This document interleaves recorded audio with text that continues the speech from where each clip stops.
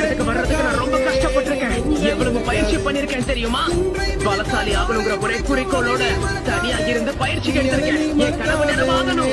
அப்படி நடக்கிற வரைக்கும் முயற்சியை கைவிட மாட்டேன். நேற்று நடந்த காயத்தை எழுதி நியாயத்தை விடலாமா? நியாயம் காயம் அவனே அறிவான் அவனிடமா. திருநெல்வேலியில இருட்டு கடை பத்தி தெரியுமா? தெரியும் சார். ஒரு காலத்துல கோயில் எதிர்த்தாப்புல கரண்டே இல்லாம இருட்டுல ஆரம்பிச்சது. அதனாலதான் பேர் இருட்டு கடை.